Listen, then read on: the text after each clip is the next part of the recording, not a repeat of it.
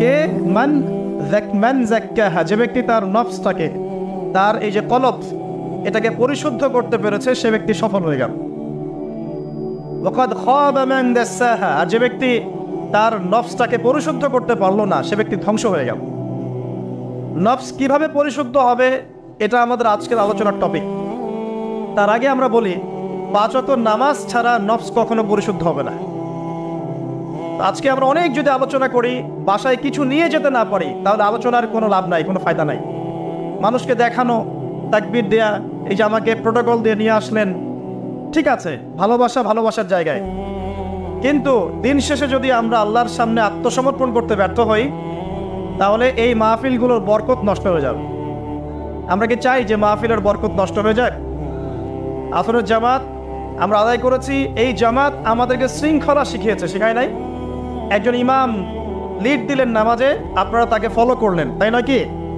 এটাই তো হচ্ছে মুসলিম উম্মার বৈশিষ্ট্য। মুসলিম উম্মা হবে শৃঙ্খলাবদ্ধ জাতি, যাদের প্রতিটা কাজ হবে সুশৃঙ্খল। আর আমাদের কাজগুলো কি এখন সুশৃঙ্খল?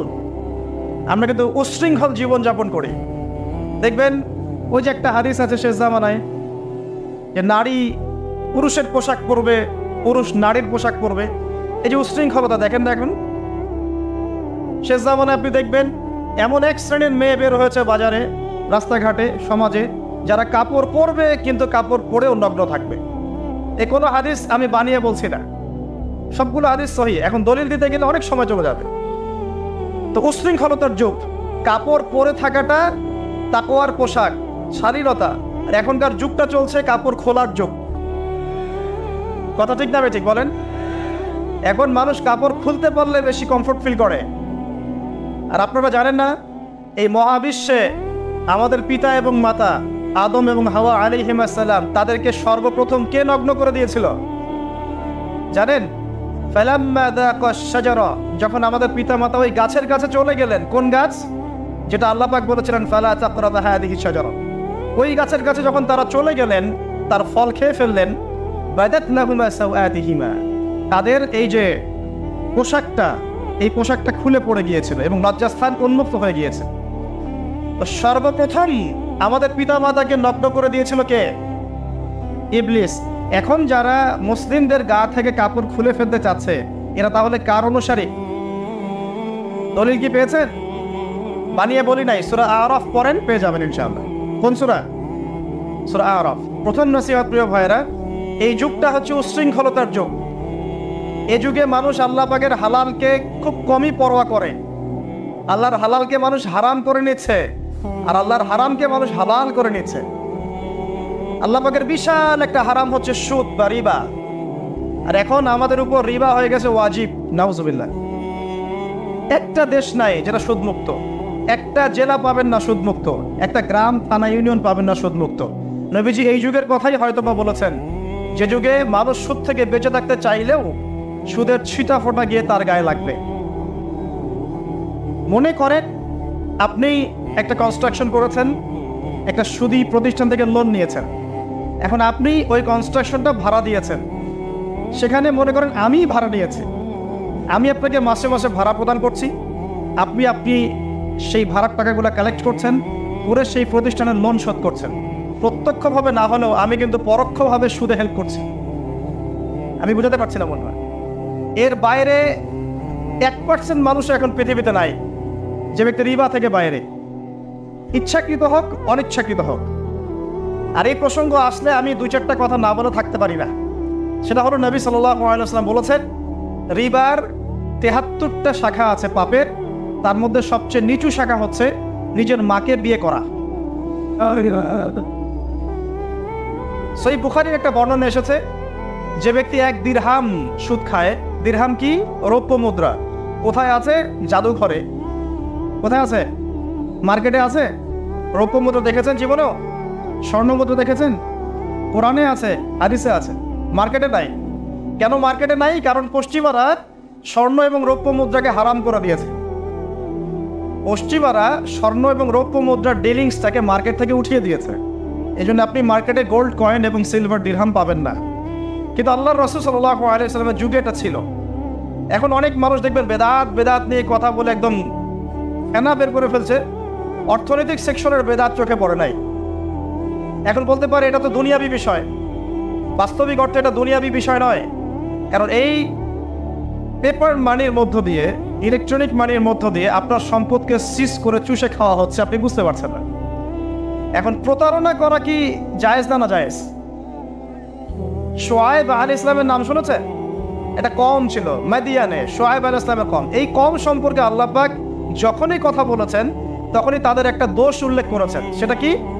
সেটা হচ্ছে যে তোমরা অন্যায়ভাবে মানুষের সম্পদ আত্মসাৎ করো না।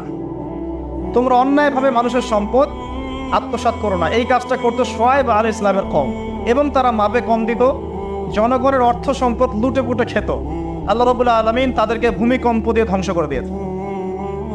এখন এই পুরো মনিটারি সিস্টেম যেটা চলছে, এর মধ্য দিয়ে গরিব যে দেশগুলো আছে, স্বল্প উন্নত দেশ বা মধ্যম পর্যায়ের দেশ বা আরও নিম্ন পর্যায়ের অর্থনৈতিক সেকশনে, তাদের রক্তগুলো চুষে চুষে খেয়ে একটা সভ্যতা আজকে বিশাল বিশাল অট্টালিকা নির্মাণ করেছে। এই যে অন্যের রক্ত চুষে নিজে বড়লোক হওয়া, এটা কি হালাল না হারাম? এ কারণেই এই মনিটারি সিস্টেমের মধ্যে হারাম আছে। এই যুগটা সেই যুগ যেখানে মানুষ আল্লাহর হারামকে হালাল করে নিয়েছে আর হালালকে হারাম করে নিয়েছে। রিবা একটা টাটকা হারাম, আমরা এটাকে হালাল করে ফেলেছি।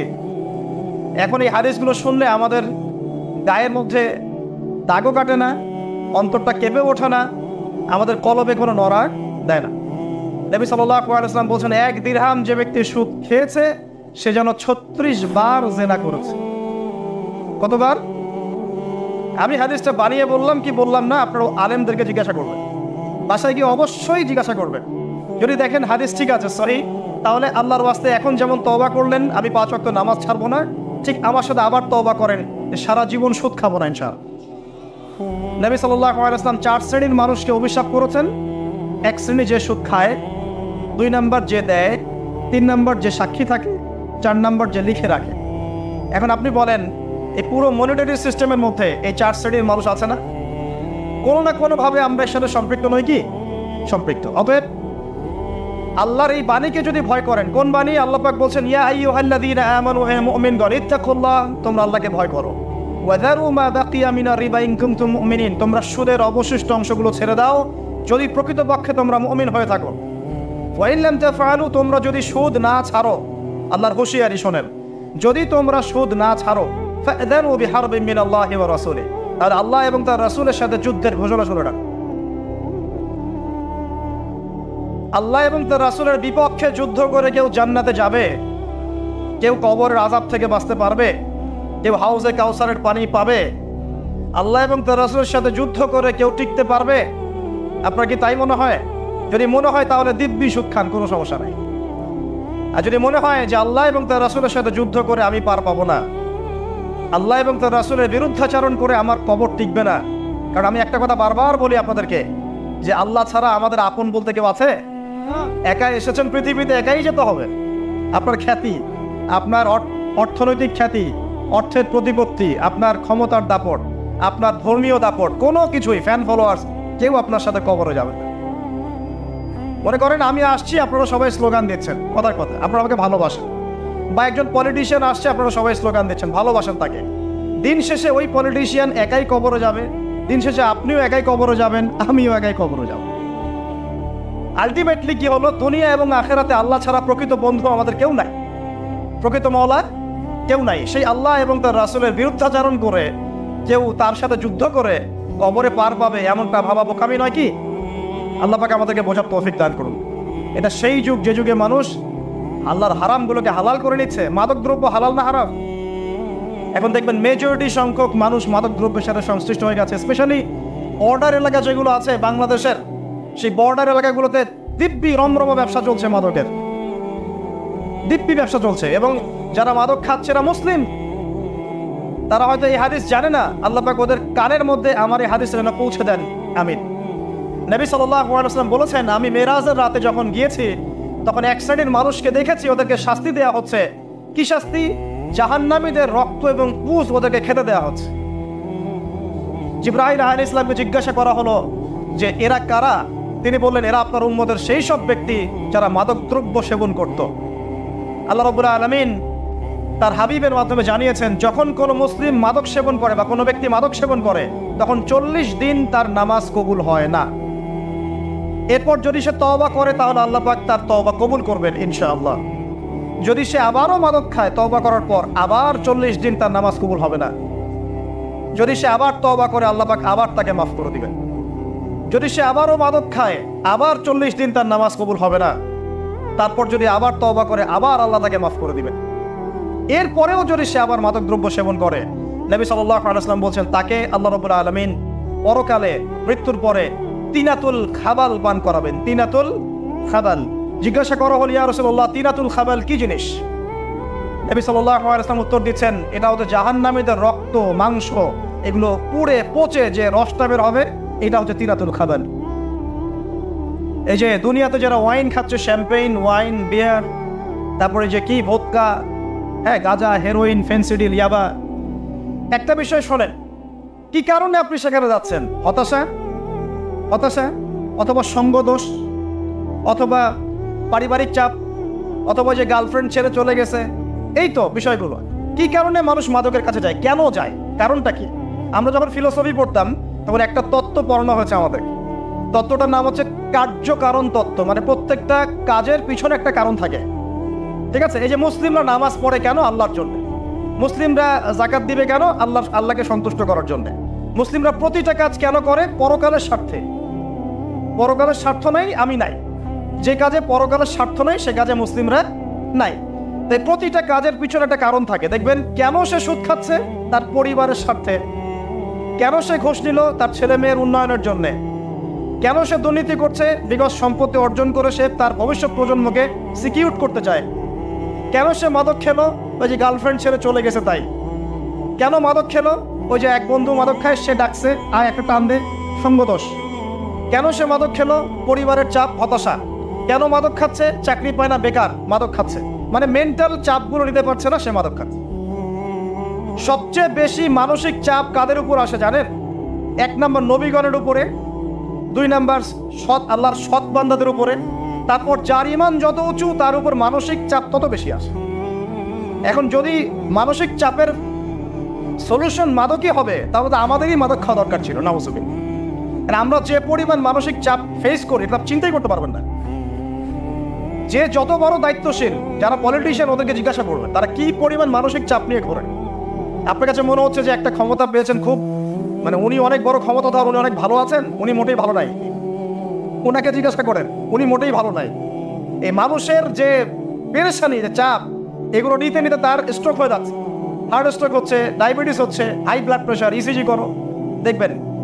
এ কারণে মানসিক চাপটা রিলিজ করতে হবে, তাই তো? এই মানসিক চাপ রিলিজ করতে গেলে মাদকই সলিউশন নয়। সলিউশনটা কি? এই যে আমার হাতে এখানে আছে একটা কোরআন। মানসিক চাপ থেকে আপনাকে মুক্তি দিবে আল কোরআনুল কারীম, আর কিচ্ছু না। আরেকটা বিষয় কোরআনের সাথে, সেটা হলো প্রথমে বলেছি 5 ওয়াক্ত নামাজ। আপনি ওযু করে সুন্দর করে 5 ওয়াক্ত নামাজ জামাতে পড়বেন, ডেইলি 1 ঘন্টা করে কোরআন তেলাওয়াত করবেন, সময় পেলে একটু হাদিস পড়বেন, 2-4 টাকা দান সদকা করবেন, ভালো কাজের সাথে থাকবেন, অন্যায় কাজে যাবেন না, ইসলামকে এগিয়ে নেওয়ার জন্য আমর বিল মারুফ নাহি আনিল মুনকারের কাজ করবেন। আপনার চেয়ে সুখী কোনো মানুষ পৃথিবীতে নাই।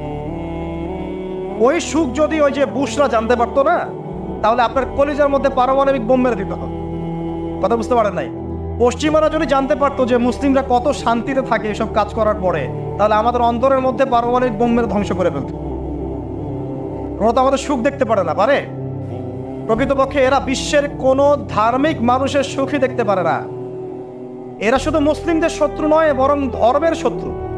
যারাই ধর্মকে বুকে আগলে রেখে পালন করতে যায়, হোক সে সনাতন ধর্ম বা আমাদের হিন্দু ভাইরা বা খ্রিস্টানিজম বা বুদ্ধিজম, হ্যাঁ, বা মুসলিম আমরা যারা আছি, যারা ধর্মতাত্ত্বিক চিন্তা করে এবং প্রত্যেকেই যদি যার যার ধর্ম ঠিকঠাক মতো পালন করে, সমাজে কিন্তু ফিতনা থাকার কথা নয়।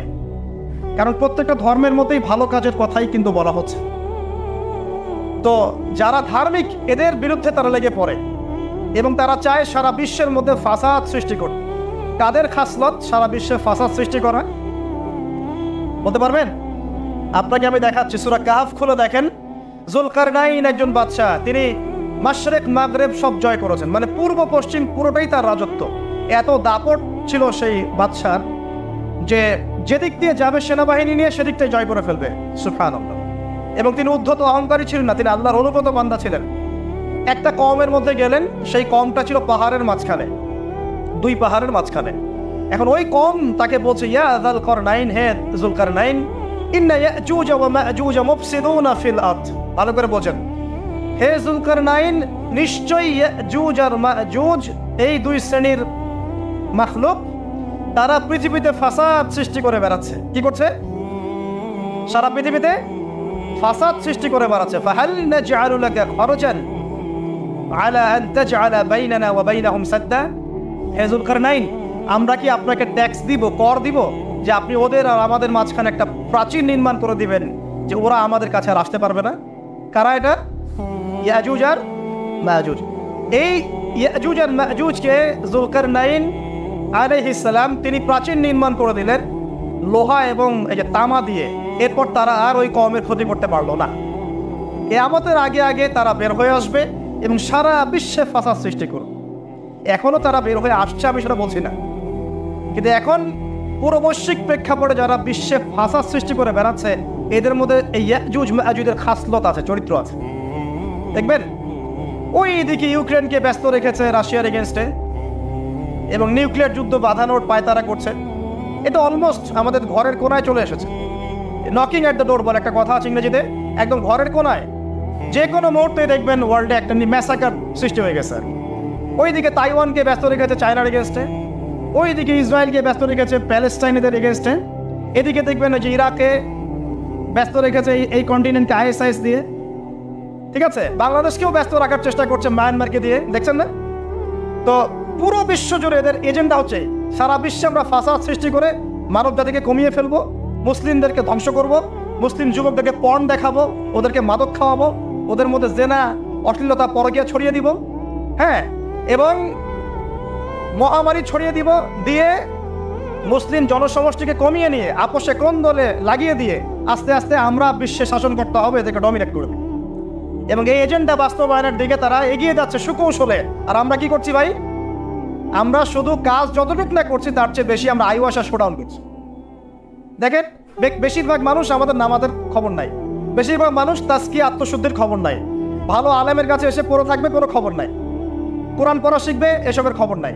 যেগুলো করলে কোনো সমস্যা হয় না বা অল্প পরিশ্রমে করা যায়, ওই যে ঘরের মধ্যে শুয়ে শুয়ে ফেসবুকে 2 লাইন লেখা যায়, খুব সহজ, লিখলেন আবার শুয়ে গেলেন, কোনো সমস্যা নাই। কোনো কনস্ট্রাকটিভ সুদূর প্রসারী কাজ আমাদের হচ্ছে না। যেটা হচ্ছে এটা প্রয়োজনের তুলনায় নিতান্তই নগণ্য। এই কারণে আমাদের যারা দিন, আমরা যারা বুঝি, যাদের মধ্যে ইসলামের চেতনা আছে, ইসলামকে ভালোবাসি, আমরা যারা চাই দিন এগিয়ে যাক, আমাদের কনস্ট্রাকটিভ কাজ করতে হবে, মানে সুদূর প্রসারী কাজ করতে হবে। শৈথিল্যতাবাদীও হবেন না, আবার চরমপন্থীও হবেন না, মধ্যমপন্থী হয়ে ইসলামকে, কোরআনকে এবং হাদিসকে হাতে নিয়ে উম্মার ঐক্যের স্বার্থে, দেশ জাতি জনগণের ঐক্যের স্বার্থে এগিয়ে যান। আল্লাহ পাক আপনাদের হাতকে শক্তিশালী করুন, দোয়া করি। এখানে খুবই স্মার্ট হতে হবে এবং বেসিক কাজগুলো খুব বেশি করে করতে হবে। বেসিক কাজ কি ভাই?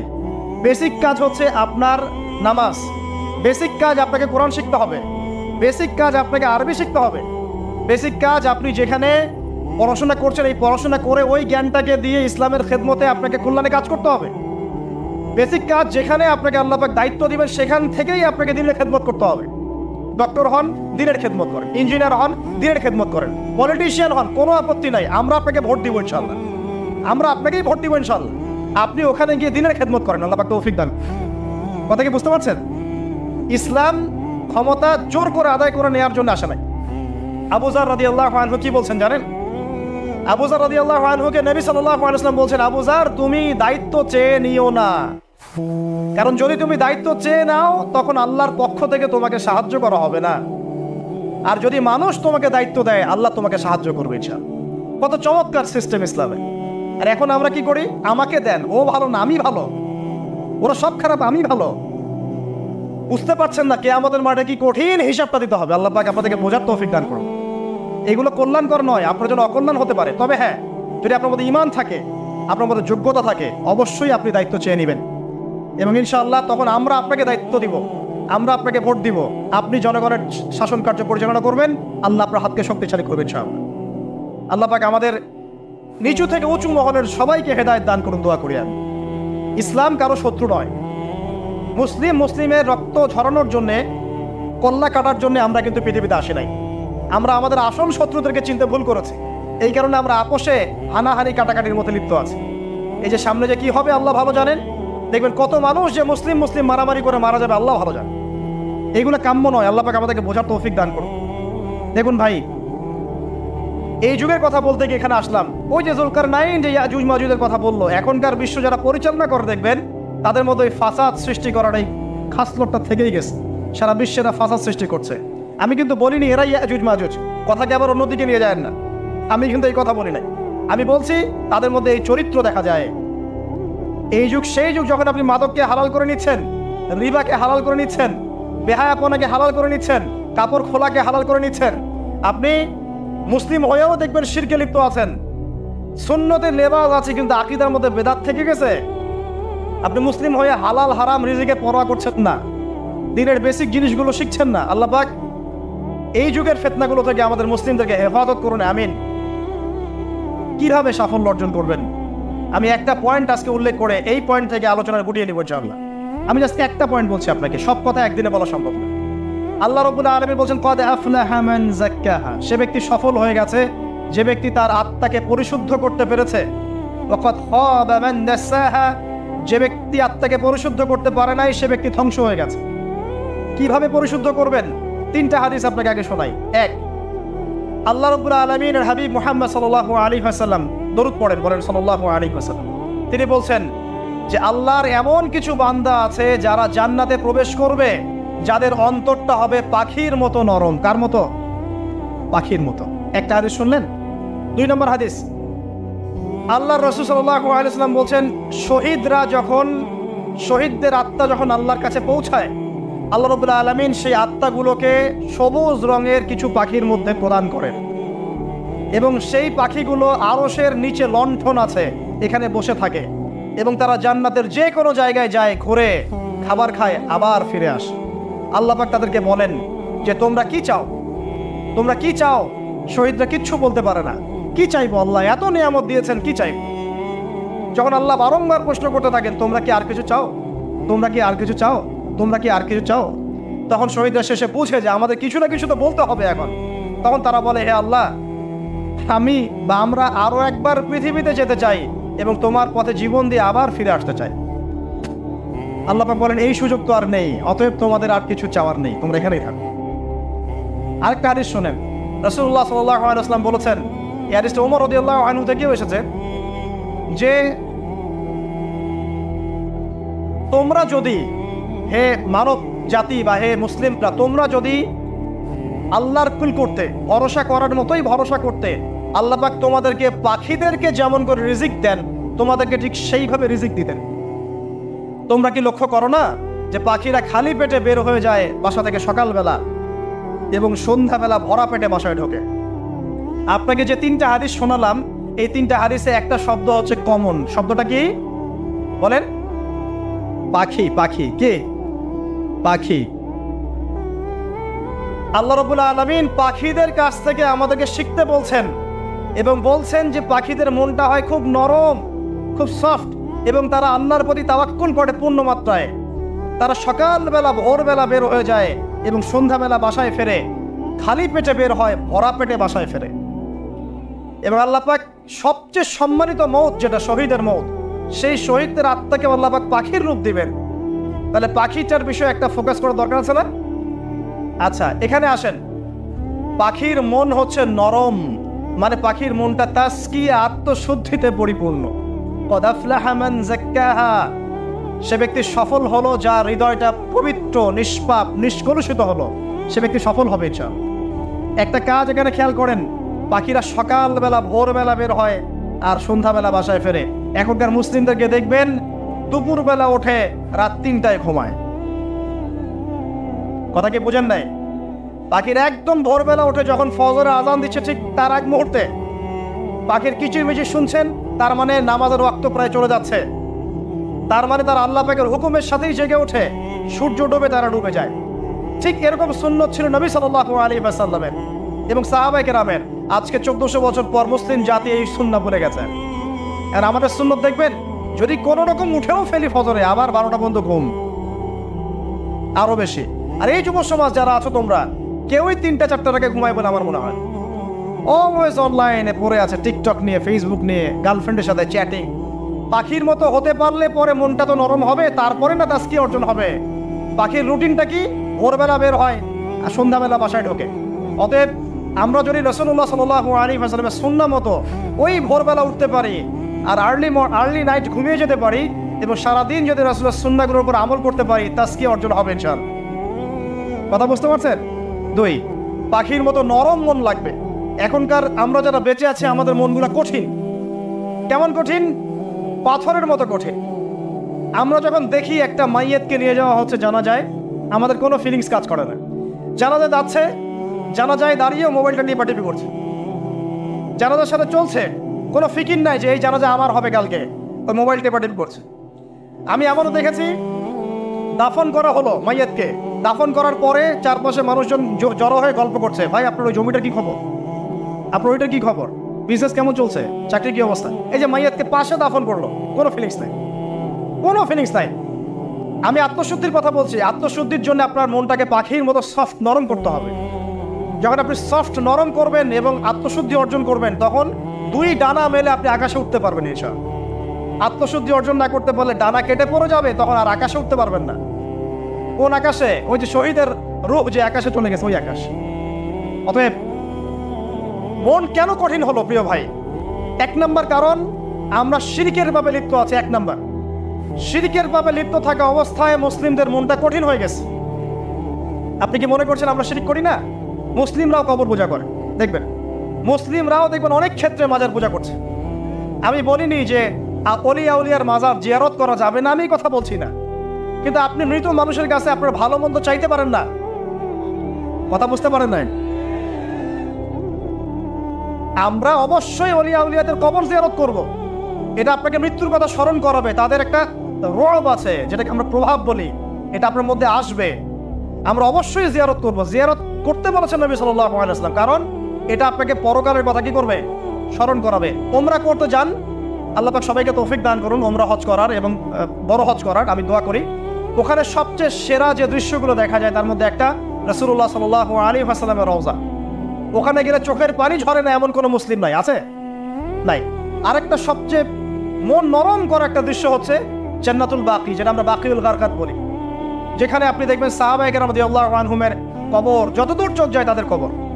কবরের কোনো মাজার নাই, সেখানে কোনো তাওয়াফ হচ্ছে না কবরকে কেন্দ্র করে, সেখানে কবরে কেউ ফুল চড়াচ্ছে না, একটা ছোট্ট পাথর দেখা যায় এখানে, আর কিছু না। পৃথিবীর সবচেয়ে শ্রেষ্ঠ মানুষগুলো সেখানে শুয়ে আছেন।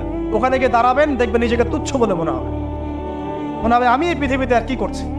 সেরা মানুষগুলি মাটির নিচে, আমি এখানে কি করছি।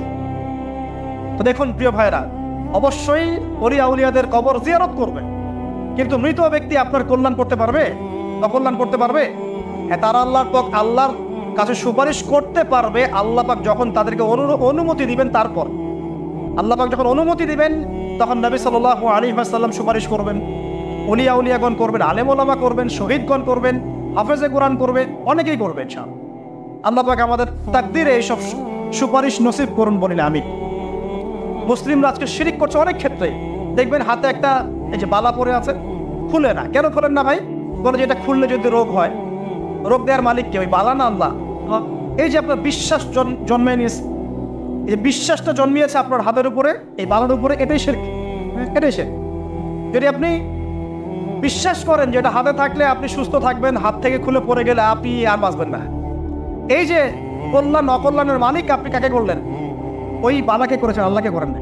এখানে শিরক হয়ে গেছে, খুবই সূক্ষ্ম শিরক। আপনি নামাজ পড়ছেন মনে করেন, এখন কিছু মানুষ আসলো, এখন দেখছেন যে হুজুর তো আমার নামাজ দেখছে, নামাজটা খুব সুন্দর করে পড়ার চেষ্টা করলেন, লম্বা নামাজ, সেজদায় গিয়ে আর উঠছেন না, খুব সুন্দর নামাজ পড়ছেন। এই যে মানুষকে দেখানোর জন্য নামাজটা পড়ছেন, এটা শিরক। এটা কি? এটাও শিরক। এই যে গণক বসে আছে রাস্তার পাশে, দেখবেন টিয়া পাখি নিয়ে, তারপরে যে কাগজ নিয়ে, আসেন ভাই ভাগ্য পরীক্ষা করে দেই। আরে ভাই, তুমি যদি মানুষের ভাগ্যই পরীক্ষা করতে পারবা, তো তুমি রাস্তার পাশে কেন? তোমার ভাগ্য কেউ পরীক্ষা করেনি কখনো? এতটুকু কমন সেন্স আমাদের নাই? ও যদি আমার ভালো মন্দ করতে পারে বা ভবিষ্যৎ বলতে পারে, তাহলে ও রাস্তার পাশে বসে আছে কি? ওর তো প্রাইম মিনিস্টার হওয়ার কথা। ওর তো ইলেকশন করার কথা। তো দেখেন, এই যে ওখানে গিয়ে আমরা কি করি, ভাই আমার হাতটা দেখে দেন, ভাই আমার অতীত বলে দেন, ভবিষ্যৎ বলে দেন, এবং এগুলো দিন দিন বাড়ছে। কিন্তু এর রাশিফল, কবিরাজি, গণকি এগুলো দিন দিন বাড়ছে। এবং আমি লক্ষ্য করছি দিন দিন আরেকটা জিনিসও বাড়ছে, সেটা হলো জাদুবিদ্যার চর্চা করা। এবং গ্রামে গঞ্জে কুফুরি বাড়ছে না?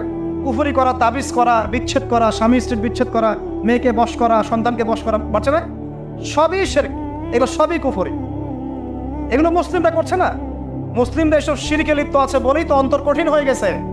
ফাকাসাত কুলুবুহুম, তাদের অন্তর কঠিন হয়ে গেছে।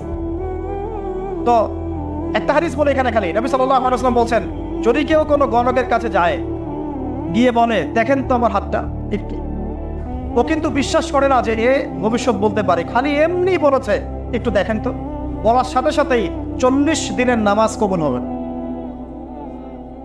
আর যদি তার বলা কথায় বিশ্বাস করে যে হ্যাঁ তোমার ভবিষ্যৎ খুব ভালো, তুমি চাকরি পাবা, এটা করবা সেটা করবা, এবং সে বিশ্বাস করলো হ্যাঁ এটাই হবে, তখন নবী সাল্লাল্লাহু আলাইহি ওয়াসাল্লাম বলছেন সে যেন আল্লাহর পক্ষ থেকে যা নাজিল হয়েছে, মানে এই যে কোরআনুল কারীম, এই কোরআনকে যেন সে অস্বীকার করলো, মানে কুফরি করলো।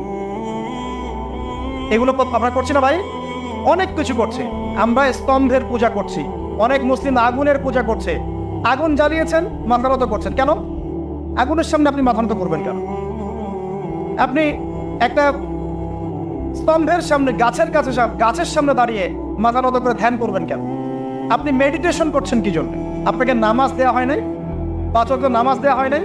নামাজের চেয়ে বড় মেডিটেশন কিছু আছে নাকি? আপনি ধ্যান করছেন কি জন্য? অনেক মুসলিম তো জিনের উপাসনা করছে, জানেন? অনেক মুসলিম জিনকে দাবি করার চেষ্টা করছে। আর জিন বলে একটা জাতি আছে, এটা সত্য। এরকম প্রতিটা ক্ষেত্রে শিরক আছে। শিরক কথায় আছে, কাজে আছে, বিশ্বাসে আছে। দেখবেন মুসলিমরাই আল্লাহ ছাড়া অন্য কারো কাছে দোয়া করছে, মুসলিমরা নজর মানত করছে অন্য জায়গায়, আল্লাহর জন্য নজর মানত করছে না, অন্য কাউকে সন্তুষ্ট করার জন্য করছে। সন্তান হয় না, সন্তান হয় না, এখন কি হবে? সন্তান হয় না তো অমুকের কাছে যাও, সেখানে গিয়ে বকরি জবাই দাও, সন্তান হবে। সুবহানাল্লাহ। তো এই পদ্ধতি ইব্রাহিম আলাইহিস সালামের জানা ছিল না? যে শেষ বয়সে তিনি বলছেন রব্বি হাবলি মিনাস সালিহিন। আপনি দোয়া করতে পারেন না? সন্তান হবে না কেন? আল্লাহ পাক তাকদিরে লিখে রাখলেন, অবশ্যই হবে। আর আল্লাহ পাক তাকদিরে না লিখলে কিভাবে হবে? তাকদিরে যে ব্যক্তি বিশ্বাস করে না সে ব্যক্তি হতাশ হয়। যা কিছু হচ্ছে আমাদের জীবনে সবই তাকদির, এর বাইরে একটা মানুষও যেতে পারবে না।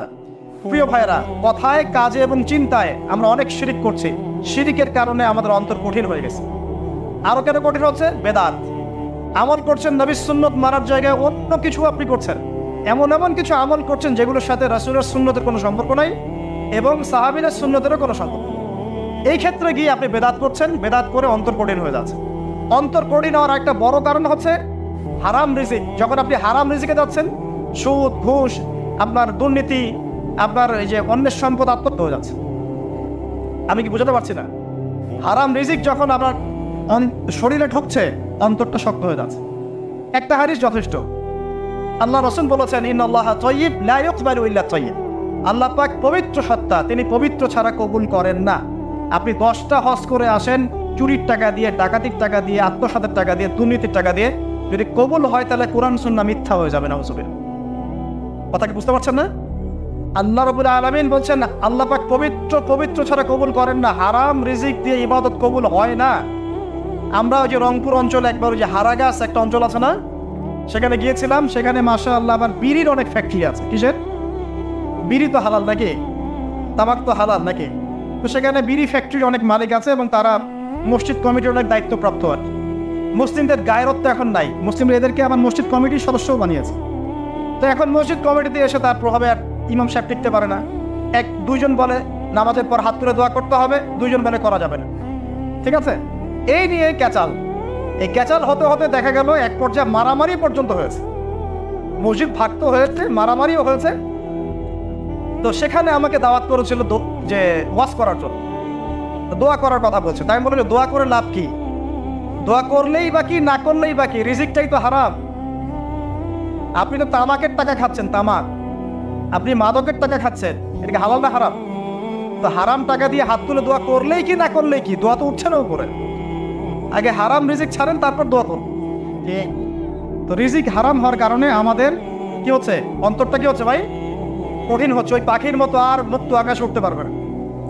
তারপরে সামনে যান, আরো কেন কঠিন হয়? বস্তুবাদিতা, দুনিয়া, সারাদিন দুনিয়ার ফিকির, দুনিয়ার চিন্তা, খাবো কি, পরবো কি, ব্যাংক ব্যালেন্স, টাকা পয়সা, স্ট্যাটাস, সারাটা দিন দুনিয়ার দুনিয়া, ঘুম থেকে ওঠা থেকে নিয়ে শুরু করে ঘুমানো পর্যন্ত খালি দুনিয়া। যারা দুনিয়ার নেশায় মত্ত হয়ে আছে এদের অন্তরটা কঠিন হয়ে যায়, এই অন্তরটা পাখির মতো হতে পারবে না। ঠিক আছে কথা? যারা দুনিয়ার নেশায় মত্ত হয়ে আছেন এই অন্তরটা কঠিন হয়ে যাবে, পাখির মতো হতে পারবে না। তারপর কি, আরো সামনে যান, দিনই জ্ঞান চর্চা না করা অন্তর কঠিন হওয়ার কারণ। আর কি কারণ? পাপ করা, পাপ। যত বেশি আপনি পাপ করবেন, যত বেশি পর্ন দেখবেন, যত বেশি মাদক খাবেন, যত বেশি জুয়া খেলবেন, যত বেশি অহেতুক সময় নষ্ট করবেন, যত বেশি আপনি অন্যের ক্ষতি করবেন, ঠিক আছে, নিরপরাধ মানুষের উপর নির্যাতন করবেন, যত বেশি আপনি পাপ করবেন, পাপ, এই পাপ করতে করতে করতে মানুষের অন্তর কঠিন হয়ে যায়। ইবনুল কাইয়্যিম রাহিমাহুল্লাহ বলেছেন যে পাপ করতে থাকলে মানুষের অন্তর কঠিন হয়ে যেতে থাকে, এবং ইস্তেগফার আর জিকির করলে গিয়ে মানুষের অন্তর আবার নরম হতে থাকে। পাপের উপর পাপ করতে থাকলে মানুষের অন্তর কঠিন হতে থাকে। এ বিষয়ে রাসূলুল্লাহ সাল্লাল্লাহু আলাইহি ওয়াসাল্লাম বলেছেন, যখন মানুষ একটা পাপ করে কলবের মধ্যে একটা কালো দাগ পড়ে যায়, যখন আরো একটা পাপ করে আরেকটা কালো দাগ পড়ে যায়, এইভাবে যখন পাপ করতেই থাকে তখন পুরো কলবটাই কালিমা পূর্ণ হয়ে যায়। এই অবস্থায় যদি সে তওবা করে আল্লাহ পাক মাফ করে দিবেন। যদি এই অবস্থায় তার মৃত্যু হয়ে যায়, তার আত্মাটা থেকে দুর্গন্ধ বের হতে থাকে, যে আত্মাটা কবজ করতে পর্যন্ত মালাকুল মউত মানে ঘৃণা পোষণ করেন। কথা কি বুঝতে পারছেন? যখন অন্তর পাপ করতে করতে কলুষিত হয়ে যাবে, ওয়াকাদ খাবা মান দাসাহা, যখন পাপ করতে করতে অন্তর কলুষিত হয়ে যাবে, তখন আপনার এই মালাকুল মউত পর্যন্ত ওই আত্মাটাকে বের করার সময় ঘৃণা করবে, দুর্গন্ধযুক্ত। আল্লাহ পাক আমাদেরকে পাপ থেকে বাঁচিয়ে রাখুন। আবে এরকম কিছু কাজ আছে, বস্তুবাদিতা, শিরক, বেদাত, হারাম রিজিক, সারাদিন দুনিয়ার ফিকির নিয়ে থাকা, ঠিক আছে, অন্যের ক্ষতি করা, পাপ কন্টিনিউয়াসলি করতে থাকা, এবং দিন ছেড়ে দেওয়া, দিনের ইলম ছেড়ে দেওয়া, আল্লাহ পাকের আনুগত্য ছেড়ে দেওয়া, এই কাজগুলো করতে থাকলে মানুষের অন্তর কি হয়? কঠিন হয়ে যায়। এখন সলিউশন কি বলেন? 5 মিনিটের আমি সলিউশন বলছি, কেমন করে আপনি এটাকে নরম করবেন আর পরিশুদ্ধতা অর্জন করবেন এবং ওই পাখির মতো মুক্ত আকাশে উড়বেন। কিভাবে বলবো? 1 নাম্বার, অবশ্যই শিরক ত্যাগ করতে হবে। কি করতে হবে? শিরক ত্যাগ করতে হবে, আল্লাহ পাকের তাওহীদের উপর থাকতে হবে। আল্লাহ পাক তৌফিক দান করুন। লং কিছু বলার সময় নেই আমার হাতে, একটা বই বলছি, কিতাবুত তাওহীদ। কি নাম? কিতাবুত তাওহীদ। এই বইটা অনেক ভার্সন বাজারে বের হয়েছে, কিনে দেখবেন শিরক কত প্রকার, কি তাওহীদ কাকে বলে, কত প্রকার। যেটা বুঝবেন না মাদ্রাসা চলে যাবেন, আলেম ওলামার কাছে গিয়ে জিজ্ঞাসা করবেন, হুজুর এটা বুঝি নাই। ঠিক আছে? 1 নাম্বার, শিরক ত্যাগ করতে হবে। 2 নাম্বার, আপনাকে তাওহীদে থাকতে হবে। দেখ, অন্তর নরম করার কথা বলছি। 2 নাম্বার, সুন্নতের উপর আমল করতে হবে। ওই যে পাখির কথা বললাম, যে সকালবেলা বের হয় আর সন্ধ্যাবেলা কি করে? বাসায় ফেরে। খালি পেটে বের হয়, ভরা পেটে বাসায় ফেরে। তার মানে আমাদেরকেও সকাল সন্ধ্যাটা কাটাতে হবে নবী সাল্লাল্লাহু আলাইহি ওয়াসাল্লামের সুন্নত অনুযায়ী। যখন তিনি ঘুমাতেন তখন ঘুমাবেন, যখন উঠতেন তখন উঠতেন, বাকি কাজ যেমন করে করতেন তেমন করে করবেন, তখন অন্তর ইনশাআল্লাহ নরম হয়ে যাবে। ঠিক আছে ভাই? 2। 3 নাম্বার, 5 ওয়াক্ত নামাজ জামাতে। নামাজ আপনাকে যে কোনো পাপ থেকে বাঁচাবে ইনশাআল্লাহ। ভাই জেনা করছেন, নামাজ পড়েন। পর্নোগ্রাফি দেখেছেন, তাও তওবা করে নামাজ পড়েন। আপনি হারাম অ্যাফেয়ার্সে আছেন, হতাশ হয়েন না, নামাজ পড়েন। গুনাহ ছাড়তে পারছেন না, নামাজ পড়েন। সুদ খাচ্ছেন, নামাজ পড়েন। আপনি পতিতালয়ে গিয়েছেন, নামাজ পড়েন। বেপরদা চলছেন, তাও নামাজ পড়েন। আপনি অন্যের হক নষ্ট করেছেন, তাও নামাজ পড়েন। যে পাপই করেছেন, নামাজটা পড়েন। নামাজ আপনাকে সমস্ত পাপ থেকে বাঁচিয়ে রাখবে ইনশাআল্লাহ। আস্তে আস্তে ইনশাআল্লাহ দেখবেন সব পাপ থেকে আপনি দূরে চলে আসছেন ইনশাআল্লাহ তাআলা। 3 নাম্বার নামাজ। 4 নাম্বার, বেশি থেকে বেশি, শোনেন, বেশি থেকে বেশি পরকালের ফিকির করবেন। খালি পরকালের চিন্তা করবেন যে আমাকে মৃত্যুবরণ করতে হবে, কবর যেতে হবে, পুলসিরাত পার হতে হবে, আল্লাহর সামনে দাঁড়াতে হবে। যত বেশি আপনি আল্লাহর ফিকির করবেন, পরকালের ফিকির করবেন, আপনার মনটা নরম হয়ে যাবে, মনটা শক্ত হবে। 5 নাম্বার, মানুষের সাথে খুব বেশি মেলামেশা করবেন। মানুষের সাথে খুব বেশি মেলামেশা করলে ইবনুল কাইয়্যিম রাহিমাহুল্লাহ বলেছেন অন্তর কঠিন হয়ে যাবে। কারণ মানুষ আপনাকে গীবত করাবে, হ্যাঁ, মানুষ খারাপ কাজে নিয়ে যাবে, বেফাস কথাবার্তা বলবেন, হয়তো বেফাস কাজ করবেন, ফজুল কি বাদ করবেন। এগুলো করতে গিয়ে আপনি দেখবেন অন্তর কঠিন হয়ে গেছে। এত বেশি মানুষের সাথে মেলামেশার দরকার নাই, প্রয়োজন যতটুকু ততটুকু করবেন। ঠিক আছে? আল্লাহ পাক তৌফিক দান করুন, আমিন। কটা বললাম? 5, 6। আমার সবচেয়ে প্রিয় নসিহত, প্রত্যেক দিন মিনিমাম 1 ঘন্টা করে কোরআন তেলাওয়াত করবেন বুঝে। আমি বলিনি না বুঝে করলে কোনো নেকি হবে না। প্রত্যেক হরফে 10 নেকি হবেই হবে, কিন্তু আপনি করবেন বুঝে। ইনশাআল্লাহ যখন বুঝে আপনি প্রত্যেক দিন 1 পারা করে বা 1 ঘন্টা করে কোরআন তেলাওয়াত করবেন, আপনার কলিজা আপনার কলব নরম হতে বাধ্য এবং আপনার অন্তরে আল্লাহ নূর নেমে আসবে। ইনশাআল্লাহ দেখবেন আপনার কলব থেকে সমস্ত এই যে কুঙ্কিলতা, কলুষতা ইনশাআল্লাহ চলে যাবে ইনশাআল্লাহ তাআলা। দুটো জিনিস অন্তরকে পবিত্র করে ফেলে, এক হচ্ছে কোরআন তেলাওয়াত, আর এক হচ্ছে বেশি থেকে বেশি আল্লাহর জিকির এবং ইস্তেগফার। তো কোরআন তেলাওয়াত বাড়িয়ে দেন, আল্লাহ পাক সবাইকে কোরআন তেলাওয়াত করার তৌফিক দান করুন, আমিন। যারা শেখেন নাই আজকে ওয়াদা করেন যে কোরআন আপনারা বিশুদ্ধ করে পড়া শিখবেন, ওয়াদা করেন। আগামী রমজান আসার আগেই 1 খতম দেওয়া চাই, পারবেন? এবং কোরআনের চর্চা বাড়িয়ে দিবেন, প্রত্যেক দিন কিছু করেন না করেন কোরআন তেলাওয়াত করতে হবে, ঠিক আছে? আল্লাহ পাক তৌফিক এনায়েত করুন, আমিন। আর বুঝে পড়ার চেষ্টা করবেন। একটা সহজ তাফসীর বলে দিই, মারিফুল কোরআন বাসায় আছে না? মারিফুল কোরআন তাফসীর ইবনে কাসির বাসায় নাই, জালালাইন বাসায় নাই, বাসায় নাই কিনেন। সারাদিন তো অনেক টাকা পয়সা খরচ করছেন, 3টা তাফসীর কিনেন, জালালাইন কিনেন, মারিফুল কোরআন কিনেন, ইবনে কাসির কিনেন, বাসায় গিয়ে পড়া শুরু করেন। পারবেন না? যে একটা বুঝবেন না ওলামায়ে কেরামের কাছে যাবেন, গিয়ে বলবেন হুজুর এটা বুঝি নাই, বুঝাই দেন। নিজে নিজে ব্যাখ্যা করতে যাবেন না, ব্যাখ্যা করলে দেখবেন একজন পণ্ডিত বেরোছে, কিছু পণ্ডিত কোরআন পরে বলে কোরআনই মানি হাদিস মানি না, এরকম পণ্ডিত দেখেন নাই? কোরআনই মানি হাদিস আর মানি না, কারণ আল্লাহ নাকি নাউজুবিল্লাহ কোরআনে নাকি আল্লাহ পাক হাদিস মানতে বলে নাই, ও নাকি পায় নাই। এই জন্য দেখলাম সুবহানাল্লাহ নামাজ পড়তেছে, কোরআন থেকে নামাজ পড়তেছে, হাদিসের কোনো হেদায়েত দিবে না। মানে কিরকম যে হাত আবার ঠিকই বাঁধতেছে, হাত বাঁধতেছে, রুকু করতেছে, সেজদা করতেছে, এগুলো আবার কোথায় পাইলো আল্লাহ ভালো জানে। হাত এভাবে বাঁধতেছে, এভাবে হাতটা বাঁধা কোরআনে কোথায় আছে আমি পাইলাম না কোথাও, ঠিক আছে? তা হাদিস ছাড়া কি এগুলো আসবে? হাত বাঁধ, সেজদায় গিয়ে সুবহান রাব্বিয়াল আলা বলছে না, বলছে আসলামতু লিরাব্বিল আলামিন, এটা কোরআন থেকে বলছে। অথচ নবী সাল্লাল্লাহু আলাইহি ওয়াসাল্লাম হাদিস থেকে বলছেন সুবহান রাব্বিয়াল আলা সুবহান কুদ্দুসুন রব্বুল মালাইকাতি ওয়া রূহ সুবহানাকা আল্লাহুম্মা রাব্বানা ওয়া বিহামদিকা আল্লাহুম্মা ইগফির। এইগুলো নাই, ও বলছে আসলামতু লিরাব্বিল আলামিন, মানে কোরআন মানি হাদিস মানি না। এত বেশি পণ্ডিত হওয়ার দরকার নাই, এরা হচ্ছে ইচরাত পাকা টাইপের পণ্ডিত। উমর রাদিয়াল্লাহু আনহুর যুগে বেঁচে থাকলে এদেরকে পিটাই সোজা করে ফেলাইতাম। ফাইজলামি শুরু করছে, কোরআন মানি হাদিস মানি না। আল্লাহ পাক কোরআনে বলছে ওয়া মা আতাকুমুর রাসূলু ফাখুযু, রাসূল যা দিয়েছেন তা গ্রহণ করো, ওয়া মা নাহাকুম আনহু ফান্তাহু, রাসূল যা নিষেধ করছেন দূরে থাকো। রাসূল যা দেন সেটা হাদিস না, রাসূল যা দেন সেটা সুন্নাহ না, সুন্নাহ তো সে মানেই না, আলটিমেটলি সে কোরআনই মানেন। তো আসল কথা হচ্ছে এইসব ফিতনা থেকে বেঁচে থাকবেন, কোরআন তেলাওয়াত বাড়িয়ে দেন। কয়টা বলছি? 5টা, 6টা। 7 নাম্বার, বেশি থেকে বেশি ইস্তেগফার সারাদিন পড়বেন। আস্তাগফিরুল্লাহ ওয়া আতুবু ইলাইহি, আস্তাগফিরুল্লাহ ওয়া আতুবু ইলাইহি, আস্তাগফিরুল্লাহ আল্লাযী লা ইলাহা ইল্লা হুয়াল হাইয়ুল কাইয়্যুম ওয়া আতুবু ইলাইহি। প্রত্যেকদিন পড়তে হবে 100 বার করে। কতবার করে? 100 বার। 8 নাম্বার, বেশি বেশি আল্লাহর জিকির, চলতে ফিরতে জিকির, সুবহানাল্লাহ, আলহামদুলিল্লাহ, লা ইলাহা ইল্লাল্লাহ, আল্লাহু আকবার, লা হাওলা ওয়ালা কুওয়াতা ইল্লা বিল্লাহ। বলবেন হাসবুনাল্লাহু ওয়া নি'মাল ওয়াকিল, ঠিক আছে? সুবহানাকা আল্লাহুম্মা রাব্বানা ওয়া বিহামদিকা আল্লাহুম্মা ইগফিরলি, সুবহানাল্লাহি ওয়া বিহামদিহি আদাদা খালকিহি ওয়া রিদা নাফসিহি ওয়া জিনাতা আরশিহি ওয়া বিদাদা কালিমাতিহি। যত জিকির আছে সব করবেন, জিকির বাড়াবেন। যত জিকির বাড়াবেন অন্তর পরিশুদ্ধ হবে ইনশাআল্লাহ আযজা ওয়া জাল। কয়টা বলছে? 8। আর 2টা বলি 9। অন্যের হক নষ্ট করবেন। অন্যের হক নষ্ট করলেই মন কঠিন হয়ে যাবে। অন্যের হক নষ্ট করবেন না, বরং মানবতার কল্যাণে কাজ করেন। যে কাজগুলো মানব সেবামূলক সেগুলো করেন। রক্তদান কর্মসূচি করেন, গাছ লাগান, এতিমের মাথায় হাত বোলান, বিধবার খোঁজ খবর নেন, ঠিক আছে? মেয়েদের সেলাই মেশিন কিনে দেন, মানুষের উপকারে কাজ করেন, দেখবেন আপনার মনটা নরম হয়ে যাবে। যার মন নরম এবং যার মনের মতো সততা আছে আল্লাহ পাক ইনশাআল্লাহ সেখানে অবশ্যই হেদায়েত থাকবে ইনশাআল্লাহ। আর 10 নম্বর সবচেয়ে শেষ হচ্ছে যে কবর জিয়ারত করবেন বেশি বেশি করে এবং নিজের মওতের কথা স্মরণ করে আল্লাহর কাছে বেশি বেশি দোয়া করবেন। কি দোয়া করবেন? ইয়া মুকাল্লিবাল কুলুব সাব্বিত কলবি আলা দীনিক, ইয়া মুসাররিফাল কুলুব সাররিফ কুলুবানা আলা তাআতিক। এই দোয়াগুলো করবেন ইনশাআল্লাহ। এবং কবর জিয়ারত করবেন সপ্তাহে সপ্তাহে, পারলে 2 দিন 3 দিন পর পর কবরস্থানে যাবেন, ইনশাআল্লাহ দেখবেন আপনার মন নরম হবে ইনশাআল্লাহ আযজা ওয়া জাল। এখনকার এই সভ্যতা এসে কবরস্থানকে সমাজ থেকে দূরে সরিয়ে দিয়েছে। অথচ আগে মুসলিমদের কবরস্থান ছিল মসজিদের পাশে, 5 ওয়াক্ত নামাজ পড়তো, কবর জিয়ারত করে বাসায় যেত, 5 ওয়াক্ত নামাজ পড়তে আসতো, কবরকে দেখতো, পরকালে করে স্মরণ হতো। এখন কবরস্থান ওই যে দূরে, সারা জীবনে একবার যায় কিনা সন্দেহ আছে। এই 10টা কাজ যদি আপনারা করতে পারেন ইনশাআল্লাহ তাআলা আমাদের কলবটা ইনশাআল্লাহ নরম হবে, আত্মশুদ্ধি অর্জিত হবে।